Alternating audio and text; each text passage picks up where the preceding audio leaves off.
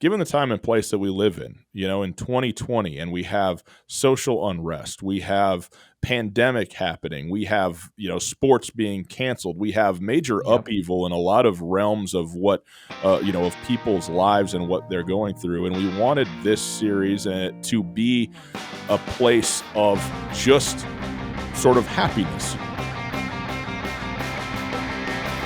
This is A New Angle, and I'm your host, Justin Angle, marketing professor at the University of Montana College of Business. This podcast is my chance to speak with cool people doing awesome things in and around the great state of Montana. We are proudly underwritten by First Security Bank and Blackfoot. Hey folks, welcome back, and thanks for tuning in. I am stoked to welcome back to the pod Ryan Tootell and Colter Nuanez of ESPN Radio. We discussed their current edition of the Griz Greats series, a 25-part celebration of the 1995 University of Montana national champion football team. The series is fantastic, and I encourage you to check it out. In this conversation, we dig into some of the broader themes and lessons learned in that series, the characters involved, and some of the bigger challenges and contradictions that reside within collegiate athletics. Okay, so let's get into it with Tootell and Nuanez right now. Okay, so we're here today with Ryan Tootell, Colter Nuanez, back from ESPN Radio. Fellas, thanks for coming back to the podcast. We're thrilled to be back on with you, Justin. Thank you so much. And you guys are cooking up you're in the midst of cooking this awesome project, Griz Greats. We're kind of catching you midstream in this series. It's a celebration of all things from the 1995 University of Montana championship football team. Yeah, talk a little bit about the series and how it came to life. What's the genesis story of this project? Well, Justin, thanks so much for having us. It's always a pleasure talking to you. We love our conversations with you. But the University of Montana, first and foremost, I'm a guy that my family moved to Missoula in 1993. And so I've been here on and off for most of the last 27 years. But the University of Montana and the athletic department specifically, and Missoula in general, it's so defined by Griz football, and it has been for about a generation, maybe a little bit longer than that. But people kind of forget that in the origin point of the Big Sky Conference, back in the 60s, 70s, Big Sky Conference was founded in 1963. Montana, particularly in the 1970s and 1980s, was defined as a basketball school. And our first iteration of the Griz Greats podcast series featured all the members of the Montana men's basketball coaching tree. Right. So Judd Heathcote, who was the head coach of University of Montana in the 70s, he then went on to Michigan State and had unparalleled success, leading Michigan State to the 1979 national championship. Magic Johnson, his featured player. And then when he left Montana, that was the first in what became 9 different coaching changes, all of which included guys that both at Montana and then after their time at Montana had unbelievable success. Guys like Mike Montgomery, Stu Morrill, Blaine Taylor, and then all the way up through Wayne Tinkle, Larry Kristoviak, Travis DeCure. And many of these guys are Hall of Fame coaches or will be someday soon. And so that was the first iteration of Griz Greats. But then we thought, okay, with no football, there's going to be a lot of hunger for Griz football. And I just thought in my mind, the question of when did Montana, the University of Montana, and Missoula as a community sort of switch from being so passionate about basketball, which they still are, to being just over the top, unbelievably passionate about football? And it seemed to me that rise was in 1993 up through 1995, that group of players that sparked then what became one of the greatest runs in the history of Division I AA and then FCS college football. And to me, the moment in 1995 when Montana won the 1995 Division I AA national championship, that was this tipping point. It's the origin point for what the dominant run became, but also this pivotal peaking of the program at that exact moment as well. And I think it had more than just an influence on the sports dynamic, the athletic department dynamic. This is something that influenced University of Montana, Missoula, Western Montana, the state of Montana, and the Big Sky Conference as a whole. Sure. And Colter, you mentioned kind of growing up as that sort of cultural shift was happening. Ryan, you were in town as well. What was it like as a kid growing up during this time? it's been so interesting to talk to a lot of the guys that were players because, for example, earlier this week we interviewed Jason Crebo. And when I was a little kid, I used to watch the old NFL films with my dad, and Lawrence Taylor was a god to me. But if you would have asked me who's the second greatest linebacker on planet Earth, I would have said Jason Crebo. He was absolutely larger than life to me. When I was 8 or 9 years old, I thought Jason Crebo was just the man, a hero. And so interviewing those guys now from a different seat is completely fascinating and super, super fun. But I distinctly remember, Justin, 1995. We'd only lived in Missoula for a couple of years. I think I'd been to one Griz game in my whole life. I was 8 years old, and my next door neighbors, who were big Griz fans and Missoula natives, they said, "Hey, there's this football game, and they're playing it on the big screen down at the Wilma. Do you want to go?" And I said, "Oh, absolutely, let's go." I remember watching that game at the Wilma and just being consumed by it. And it's so funny to say because now here we are 25 years later, and that actually probably was the origin point of setting the stage for the rest of my life. I mean, it's honestly the thing that made me hooked on college football and made me want to pursue becoming a sports writer as well as a radio broadcaster.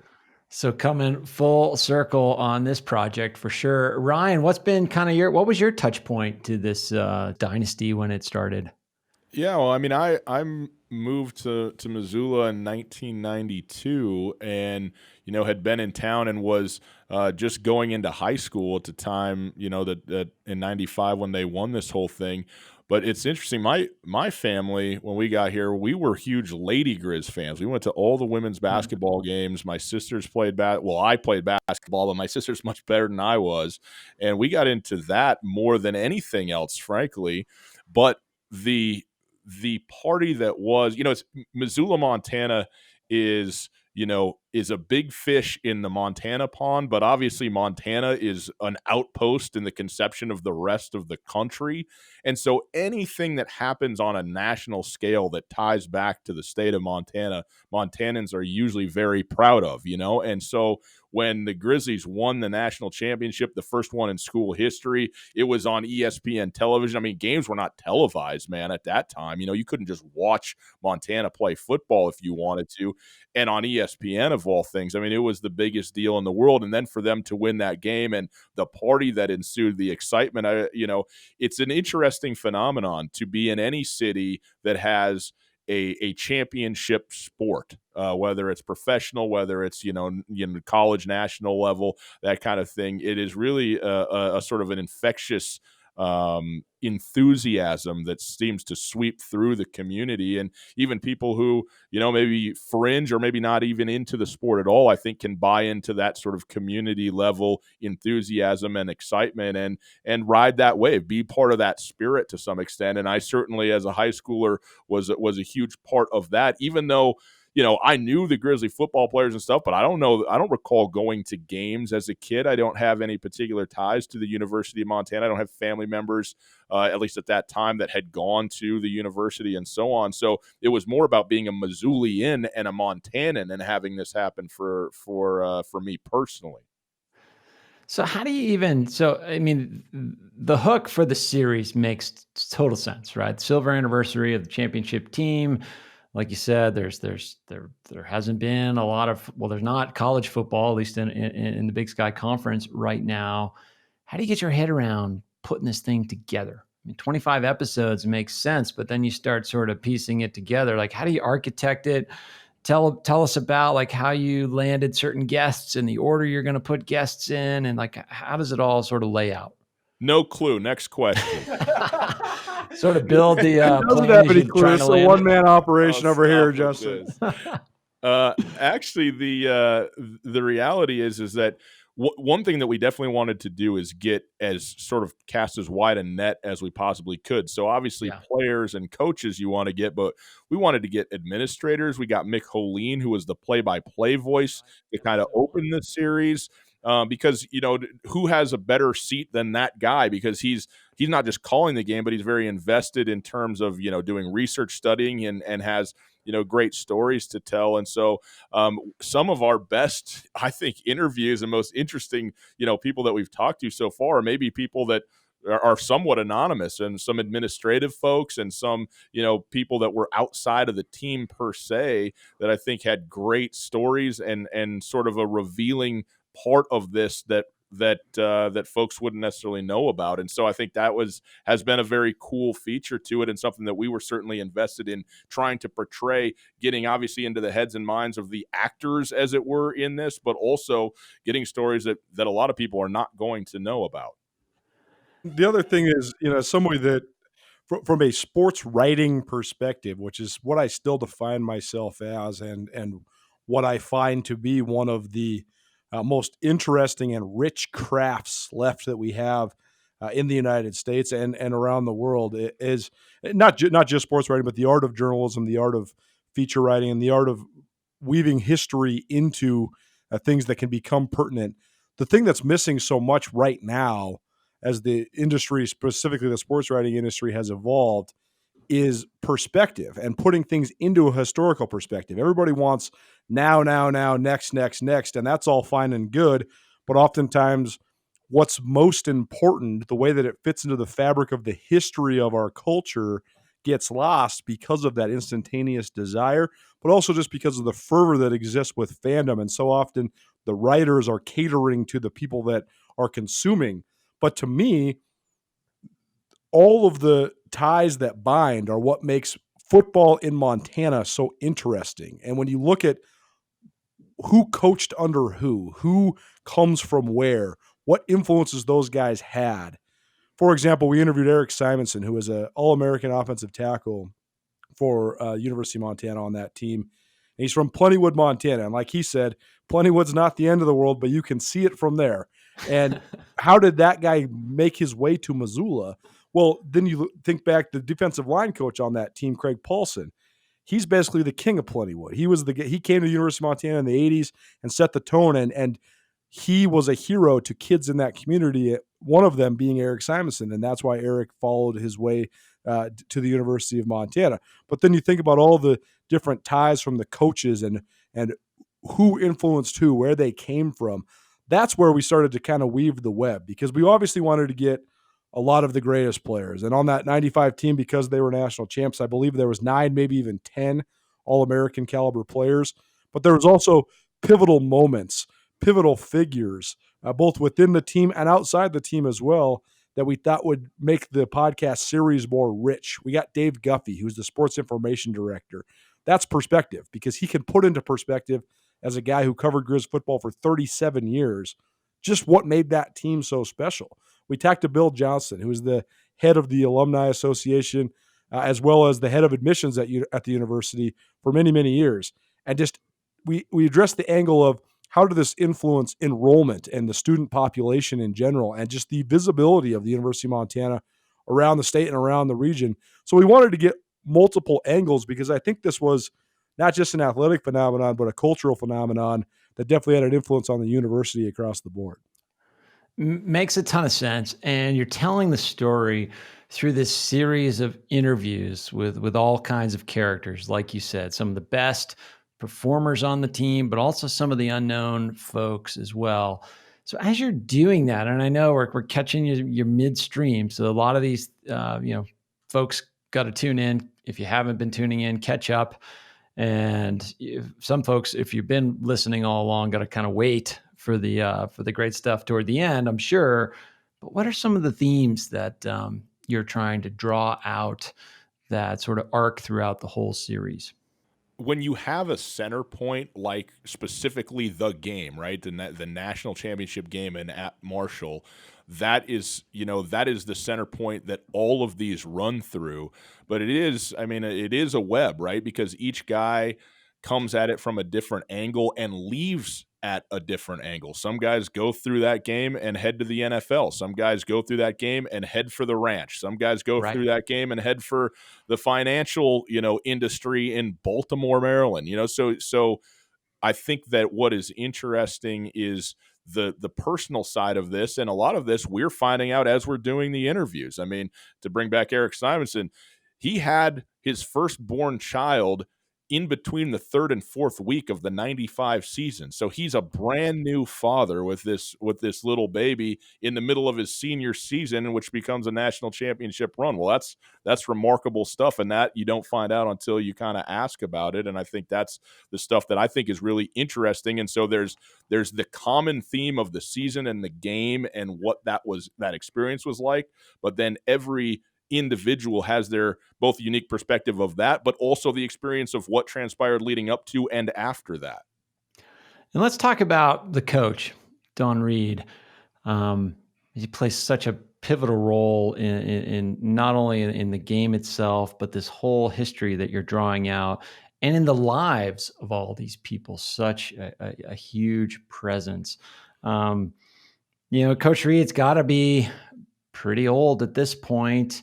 Not sure if he fits into the series or not, but as far as, if you can talk to him, but how does his sort of presence arc throughout the series?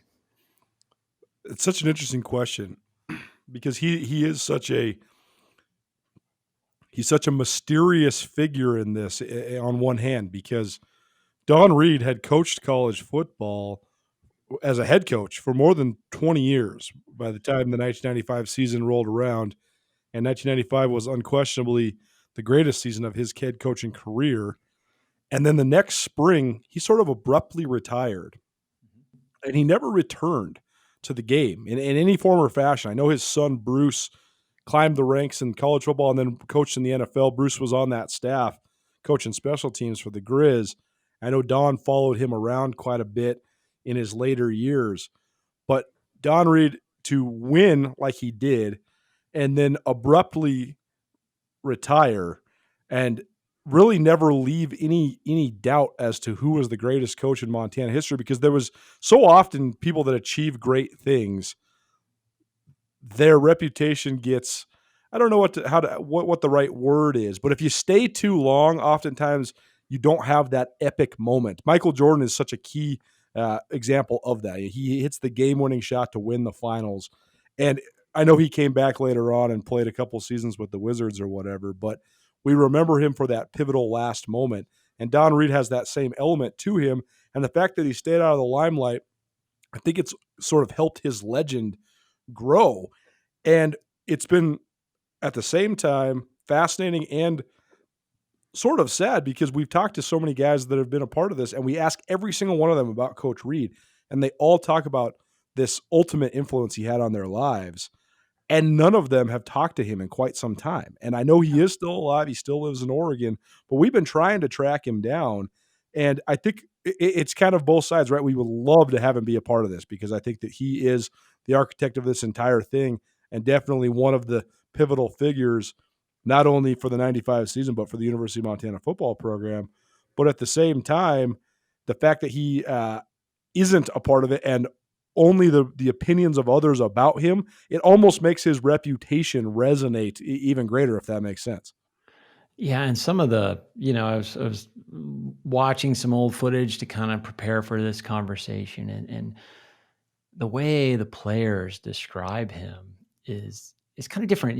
There's players that describe coaches as, oh yeah, this is the greatest coach I ever played for or whatever, but a lot of the quotes are along the lines of, Don Reed is the greatest person I've ever met. And, to have such an enormous presence, architect such an amazing series of performances up to and including the championship game, and then to just disappear. I mean, it's kind of, I think mysterious and a little baffling. Is kind of, it's hard for us as sort of observers to just understand why these sorts of things happen. But, one thing I think about too is, for anybody who's gone through a college experience, there's a lot of people who are tremendously influential in your life during your college years and who you grow tremendously close to, whether it's peers, whether it's faculty, whether it's coaches, whatever the case may be. But then, college is built sort of to deliver you out into the wider world, and it's shotgun, it's buckshot, right? I mean, everybody just flies out of there and goes their separate ways, and hopefully and certainly you do keep in contact with many people. Well, there's a whole lot of people you don't, that doesn't, in my mind, sort of decrease or change anything about how significant Coach Reed was. And like you said, I mean, to a player, to a person. I mean, whether it was other faculty or, staff, whether it was administrative folks, other coaches, other players, everybody loves, and I use that in the present tense, Don Reed. He was this grandfatherly figure, and warm, and kind, and caring, and also really motivating. I mean, he had a fiery streak to him too as a coach, which I think you do need to play the sort of physical game that football is. And so it seemed to me, in this secondhand sort of way that you get to know him, that he kind of hit at every level. And you asked about themes, Justin. I think that one of the other themes that's fascinating to me is when you analyze what has been the University of Montana football program for the last 25 years, it's been one that has, no question, among the highest expectations, both internally and externally, of any college football program in the United States of America, period. A lot of people would say the most unrealistic expectations of any college football program, period. I mean, there's a lot of guys that have crossed paths with Griz football and or, have roots in Missoula.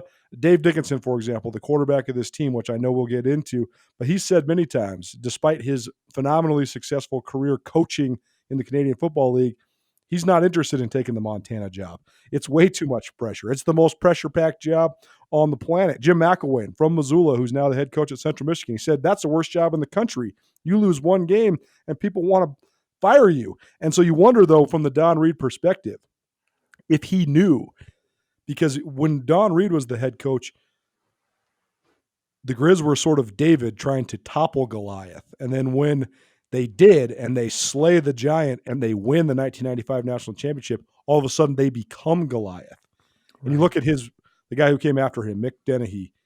Mick Dennehy had good success, went to the national championship game in his first year in 96, went to the playoffs each of the next 3 years. And a lot of people were largely disappointed in the fact that the Griz couldn't get back to that truly nationally elite level through the last part of the late 90s. Joe Glenn, he wins a national championship. He goes 39-6 during his time in Montana, but still people wanted more. And that's what we've seen over and over and over again, for sale signs in coaches' yards when they lose a game. And you wonder if Don Reed just knew once he reached that mountaintop that getting back to that mountaintop would be so difficult, and maybe that's why he walked away. Yeah, it's hard to know. It's hard to know, too, how those unrealistic expectations form. I mean, is there something about Montana that, you win this one national championship, you kind of break through, as you framed it, as like a David and Goliath. The moment you become this Goliath, people just expect it over and over again. I think that's probably true in multiple places. But have you talk about sort of Montana sports culture and how you've sort of observed some of these dynamics over the years, the expectations, the pressure, and the characteristics of the folks that are able to rise to that pressure? Well, the state of Montana itself has always produced tremendous football talent. I think that there's several different elements that go into that. I think there's an inherent toughness that comes with being a Montanan, and that goes hand in hand with football. I think a lot of guys that grow up in Montana, they come from working class backgrounds. Their dads work on the farm or on the ranch or in the mine. There's not a lot of white collar guys. There's a lot of blue collar guys, especially when you're talking about some of the most rural parts of the state of Montana. I think that caters perfectly to college football. I also think it's a very unique dynamic in the state. You have two college football programs with such unbelievably passionate fan bases, and they are the only shows in town, but they're treated like the pro football teams essentially. And so then you have kids from around the state. There's very few kids that grow up in the state of Montana, no matter what your baseline talent is or your opportunity or the affluency of your family or anything, that dream about being anything but Grizzlies and Bobcats. A New Angle is brought to you by First Security Bank and Blackfoot, two cool companies doing awesome things all over Montana. Hi, this is Joe Anderson. I am the CEO of Reflex Protect, and you're listening to A New Angle. And when you look at what the state was up until the 90s when Don Reed started breaking through, in the 70s, 60s and 70s, Jim Sweeney, Sonny Holland, Sonny Lubick, three godfathers from Butte, they were running the Montana State program in succession, and they were dominating the rivalry, and they were dominating the Big Sky Conference. So much of that was getting all the guys out of Butte, and just the way that that just catered to the toughness that Coach Holland and Coach Lubick's teams wanted to play with. But then you see this diametric shift, the building of Washington Grizzly Stadium in 1985 and the hiring of Don Reed right before the 1986 season, and that helped the pendulum swing. But to answer your question, Justin, then when you see this ultimate breakthrough, this 1995 national championship, the thing that did for Montana more than anything else was make the Griz so in vogue, make the Griz the popular team amongst the young people in Montana. And for then a bulk of time, because Montana had beat Montana State up until 1995 10 times in a row, and eventually up to 16 times in a row, the streak plus the 95 national championship, plus then you pile on another national championship in 2001, and now all of a sudden, this great group of talent that exists in the state of Montana, the vast, vast, vast majority of those kids are going to the University of Montana, and now all of a sudden, the rich keep getting richer because you're cleaning up on in-state recruiting. And I'd like to add to that too, because I don't think it was. I think the moment was the beginning, the national championship in '95, but it wasn't just immediate after that. It was sustained success over time that created the expectations. But when you talk about like the culture of sports in Montana, Justin, I do think it's a pretty interesting phenomenon, and I don't think it's just in the state of Montana. I think it's at large, especially in college sports. One thing I've thought a lot about is why is there the fervor for college athletics that there is, and the money for it and everything else? And what seems pretty clear to me is that people are bound up in their personal identities oftentimes with the schools that they went to. If you went to a college and you had a great experience at that university, and a lot of that was maybe being just a fan, just a student in the student section, having fun at these games, and then also just in general, you're wearing the colors, you're wearing the school name on your sweatshirts and stuff like that. All of a sudden, you find yourself adding that to who you are. It's not just, this is where I went to school. It's I'm a Grizzly, right? And that is very powerful. And I think that people, especially when all of a sudden your team and your school starts to be really good at something, does something that you take great pride in, of having, again, this national relevance for a state that often doesn't probably get a whole lot of national exposure, then that begins to breed a level of enthusiasm that is very, very high, and frankly is probably out of whack with reality. And I don't think that's unique to Montana. I think that's a lot of places that you go, but I think that often is the case as to why that happens. And you think about the origin point of a great many of these players too, right? I mean, in a city like Great Falls, up until the mid 1990s, you have a bunch of people that are fans of both the Griz and the Bobcats. And I know that still remains true. There's a huge Bobcat contingent in Great Falls. But when you have this iconic player like Dave Dickinson, who's from Great Falls, now anybody that was maybe a fringe fan, the bandwagon just gets a whole bunch of new members when one of your favorite sons is the quarterback on the national championship team, right? Kid from Helena, Montana, Andy Larson, drills the game-winning field goal. Well, now everybody in Helena wants to brag about the kid from Helena who hit the game-winning field goal. And then you extrapolate that into towns like Havre and Dillon and Plentywood and Glasgow, Scobie, Sydney, Glendive, all these small communities. And all of a sudden now, I remember writing a story on the other side of the rivalry about the Sea Wing twins. They were kids that grew up in Saco, Montana. Saco, Montana is population maybe 175. You're talking tiny. And they told me a story when they walked on to the Bobcats, they didn't know a single Bobcat fan in Saco. And by the time they were seniors, they said with confidence, all 175 people in Saco, they like the Bobcats. So it's interesting the way that it's kind of you're winning for your community and you're bringing bragging rights to your hometown. And then that helps fester this passion and a lot of times insanity for college football. And you're doing it, at least back then, in a totally different media environment. We don't have like the players' Twitter feeds to follow, for example. And so, and particularly the 1995 championship game, they travel across the country to West Virginia, the sort of middle of nowhere. And it's hard to get, like Ryan said earlier, it's hard to get the TV feed. It's hard to get this information out to rural Montana. What are your thoughts on sort of that, like, informational age in which this season and the starting point for the dynasty sort of occurred? Well, pragmatically, that's the reason we started this whole series with Mick Holine, because the radio was the thing that was the window for the whole state. Unless you were in the stadium, you were listening to the radio to get your games. And so he, his voice, I think, really breaks through for people who were, into it and paying attention at that time. Certainly the evolution or the devolution of media, depending on how you want to think about it, and social medias and technology has drastically shifted, and in some cases improved, and in some cases not improved the way in which exposure happens and what the standard is for both players, fans, etc.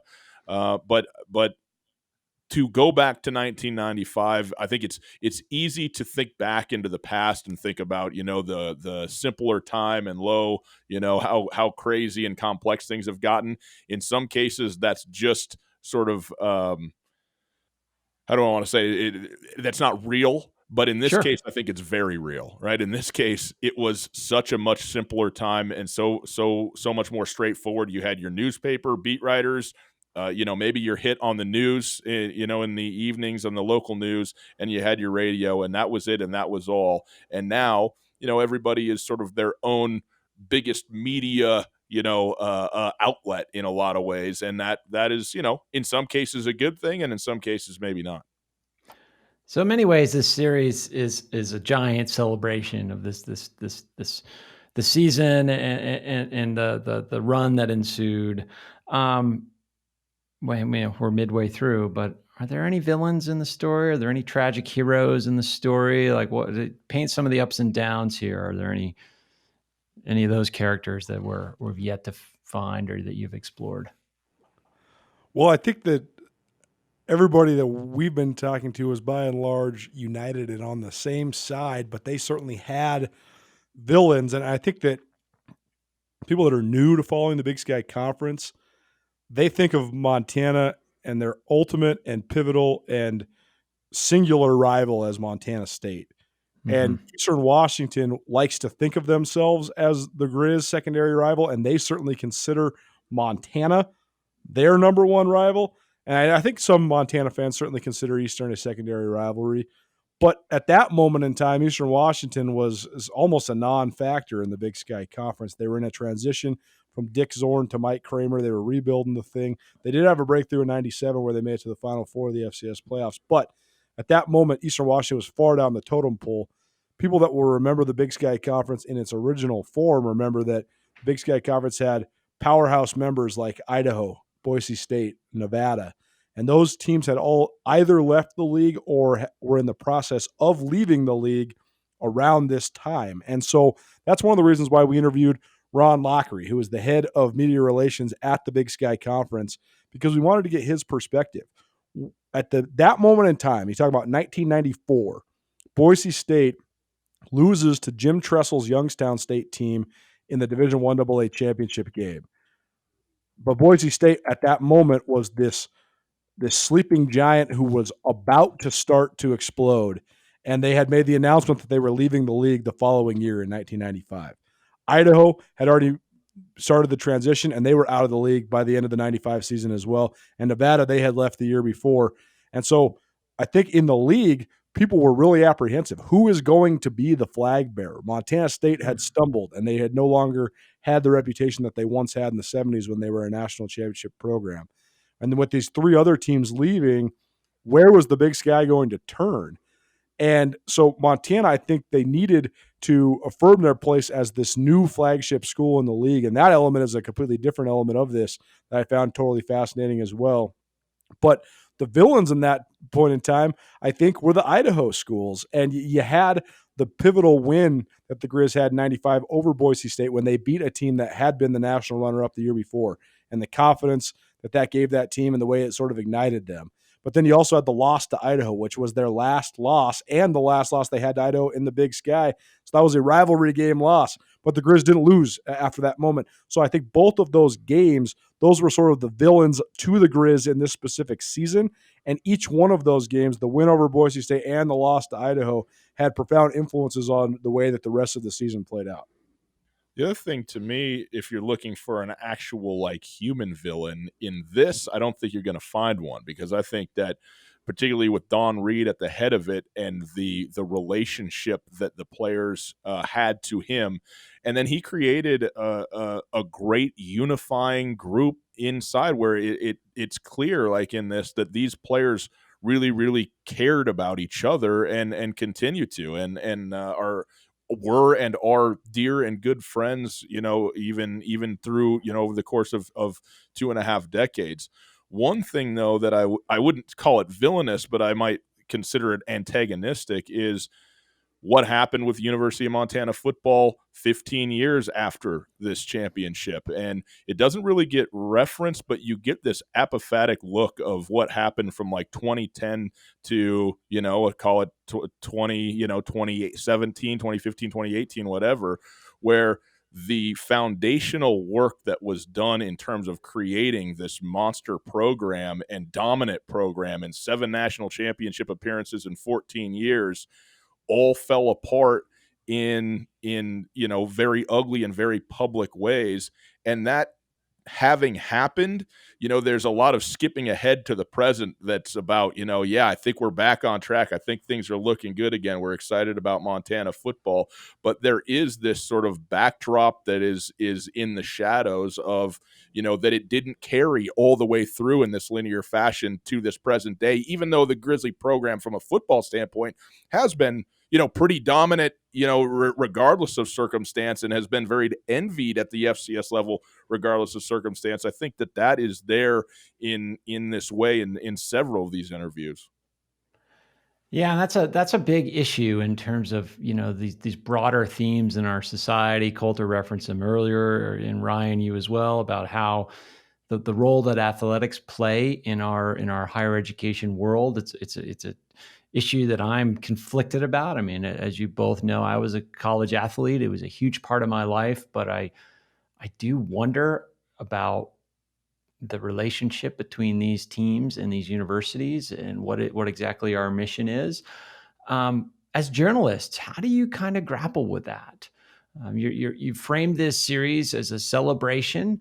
Do you set that stuff aside and say it's not time for us to interrogate those broader themes, or do you have to kind of wrestle with them as you kind of draw out this series? Well, within the context of this, look, when we decided to do this series, one of the conversations that we had ahead of time was, given the time and place that we live in 2020, and we have social unrest, we have pandemic happening, we have, sports being canceled, we have major upheaval in a lot of realms of what, of people's lives and what they're going through. And we wanted this series to be a place of just sort of happiness, of a place of memory. And whether we're, excising some of the nitty gritty in order to get to that, maybe, I think that within the context of the series itself, it probably isn't the place for it. But as a journalist, as a member of the media, it's not something that I wrestle with. It's something that I have certainty about. The relationship between fans and just people and their sports is an unhealthy one. And I say that first and foremost for me. I mean, I've put off things that I should not have put off for the sake of sports, and I have been probably unhealthily emotionally involved in the teams that I care about and I love. Now, there is also, the negation of that isn't necessarily a good thing. I'm not sitting here advocating for, well, if we just got rid of sports, we could focus on our work or something like that. That also is crazy to me. I think sports bring a huge dynamic of positivity, of excitement, of joy, of exactly what we're doing this whole series about, to people's lives, and are hugely influential for the good.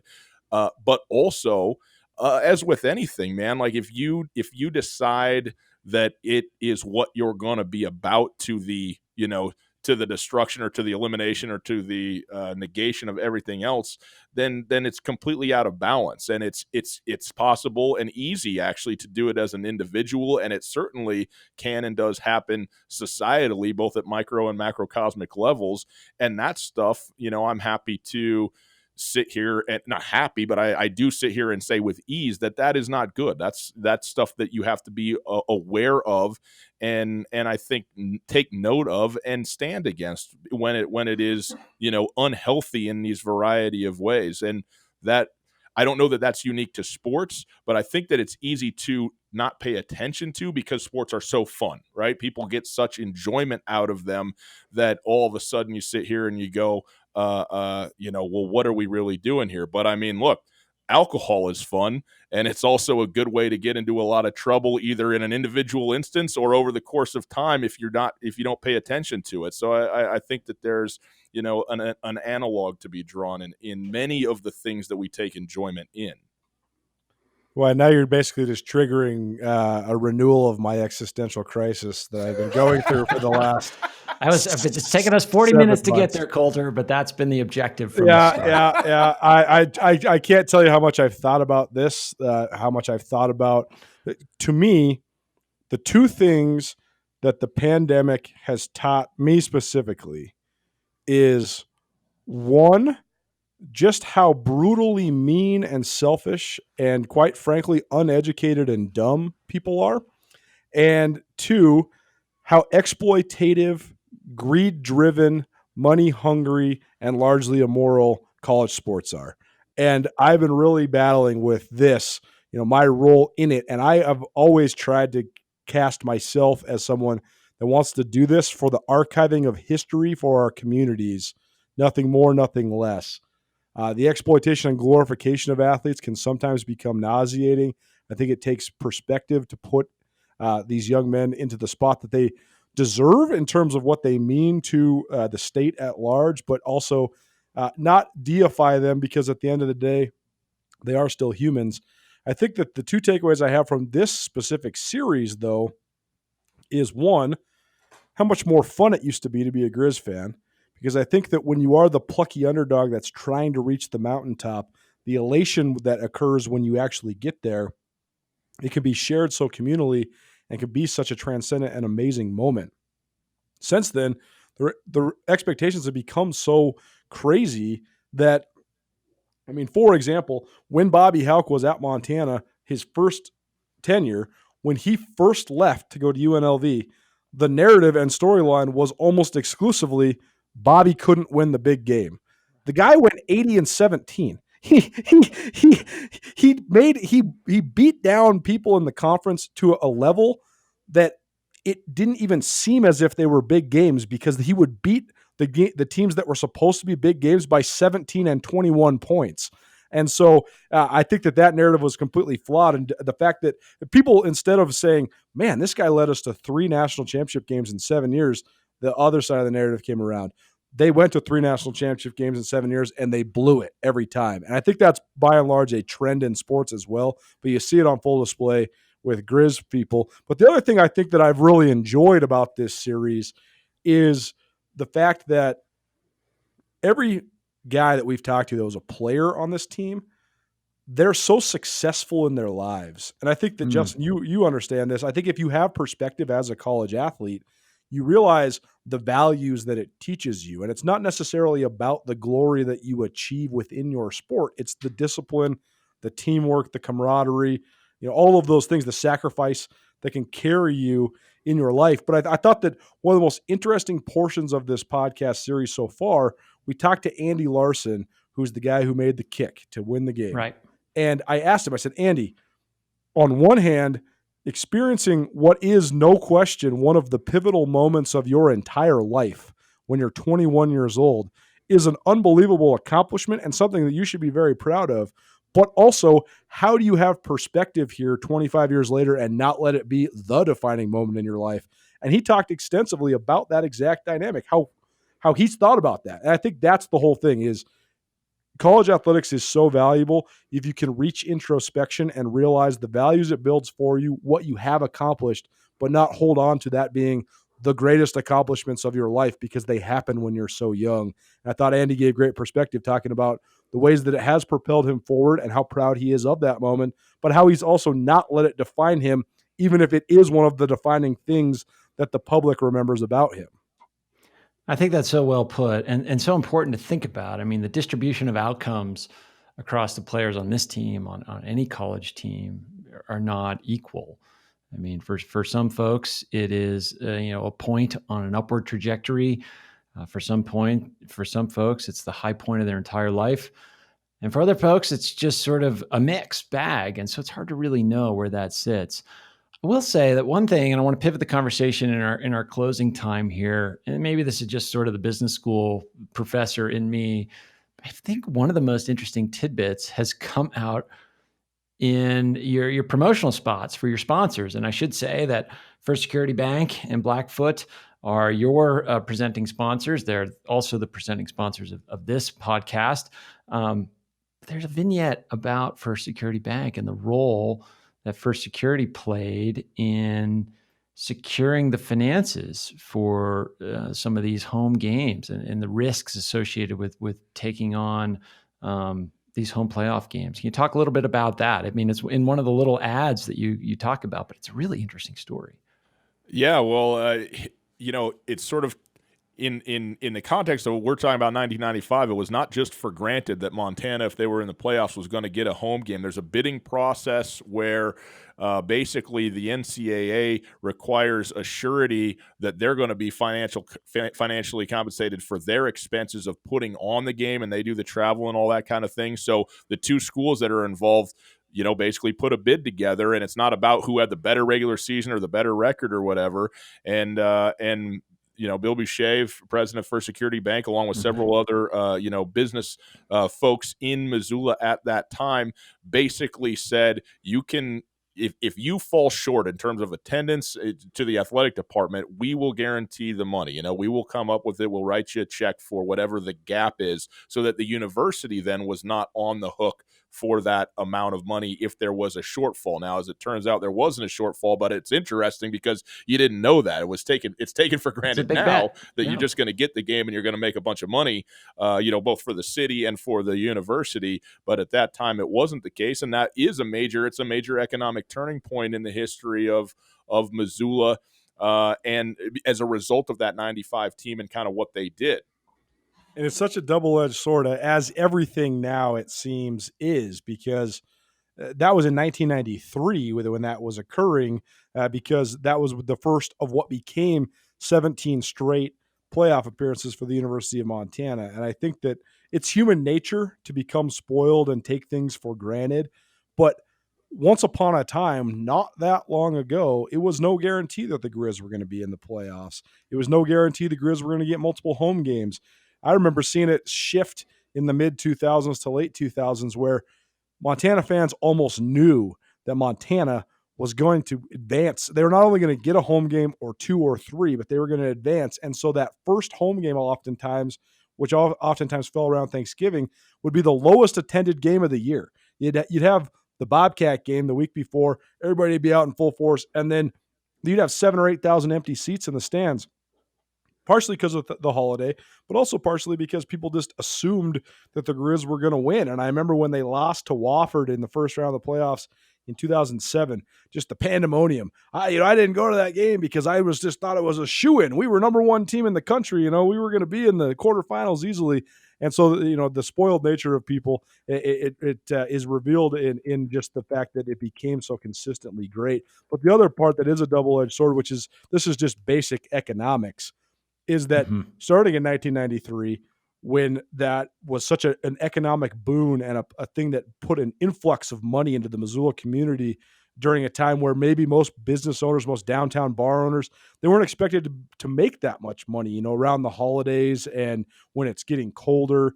But all of a sudden now it becomes this part of the economic environment in downtown Missoula. And then when all of a sudden you have 17 straight playoff berths, and then all of a sudden you're in the playoffs almost every single year for 27 years. Now, the university itself, their athletic department. They're writing into the budget because you just have to assume that's the expectation. Indeed. Your Yeah. 6th regular season home games, and then at least 1 or 2 playoff games. But then all of a sudden, you have all the downtown bars, and they're saying, okay, Cat Griz is going to be here this week. We know we're going to get this much revenue, but also we're going to plan for, how are we this year? Cat Griz are pretty good. We're going to plan for 1, maybe 2, maybe even 3 home playoff games. And so then when it doesn't happen, though, that's devastating economically because you expected it, right, wrong, or indifferent. And I think that's the biggest concern for what we're going through right now. I know so many guys that are downtown business owners that are thinking, how on earth am I going to make up the revenue? The Bobcat Griz game is supposed to be in Missoula this year. There's a lot of people that say, that's going to make up 50% of your fourth quarter revenue just that weekend. How do you make that up without that game? I'm not sure. And so it's not as if it's a bad thing. It's a great thing to have that economic influx into the city of Missoula like we had for so long. But then when it doesn't happen, it can bring you to this point where you're bordering on catastrophe because of the economic collapse. The expectations game in full effect and the risk and folly associated with those expectations. That's well put, Colter. And unfortunately, you've been playing that expectations game, the two of you, because my expectations, and I'm sure the expectations of our listeners, are very high for the remaining episodes in your series. I wonder, as this thing gains momentum, are you going to be able to keep it to 25? Are you a hard stop at 25? Or are people going to start saying, as they hear others in it and hear others' voices, are they going to say, why aren't they interviewing me? I want to get in. I want to get in. How are you going to deal with that problem? I would say 25 is a what's like the softest metal? It's like a relative. It's like magnesium. Yeah, magnesium. It's magnesium. It's a hard number until it's not. Until it gets too hot, and then we got to move on past it a little bit. We have several figures. We've interviewed Dave Dickinson. He was great. He'll be released later on, and so there's some very there's some notable individuals that are just no doubters that that you want to have for a series like this. But like Colter and it was said earlier, there's been some of the most fun and interesting conversations maybe have come from what you might expect to be the most unlikely sources. And so that is part of this that I have found really, really fun and enjoyable. And, clearly word is getting out about it. I think that, Justin, if I can say, being Montana famous is just about the right kind of famous to be, because these guys did something that will live forever and has lived forever in the minds and the hearts of Griz Nation, of people who follow the University of Montana and so on. But also, on the landscape of, the world, it's still a relatively anonymous event. And so you get to have these moments where, you get to experience this sort of adulation and so the enjoyment that comes from being known or having done something that people cared about. But also it doesn't become exhausting over time where people are hitting you up every day. And one thing that's been enjoyable to me is it feels like everybody involved, the coaches, the players, have really enjoyed talking about this stuff because it has been a while. And even for them, it's a walk down memory lane. And it's not something, winning a Super Bowl or whatever that you would probably be inundated with, every week for the rest of your life. And so I think that is something that has been fun. Well, it's an awesome story, and it's been so fun listening to the two of you draw it out and the various voices that you've had in the series. Congratulations. Keep up the great work. And it's also fun to just see the two of you play around with this longer format. I know, Colter, that Skyline, that's something regular for you, but in this radio format, it's been really fun to listen to. So keep up the good work, and thanks for stopping by the pod to tell us about it. Well, Justin, we appreciate it and appreciate you and what you do here in this spot. I think this is a really valuable space, and we take seriously our time with you on it, and appreciate you lending us sort of that voice here and the other voices, the many wonderful voices you've had on this podcast over like a year and a half now, man. So congratulations to you, and we appreciate the work you do as well. Thanks for listening to A New Angle. We really appreciate it. A New Angle is underwritten by First Security Bank and Blackfoot, with support from the University of Montana College of Business and Consolidated Electrical Distributors. AJ Williams is our producer. Jeff Ament, John Wicks, and VTO made our music, and Jeff Meese is our master of all things sound. If you have any questions, suggestions, comments, insults, whatever, please email me at anewangle@umontana.edu. If you like what you heard, tell your friends about us. Thanks a lot, and see you next time.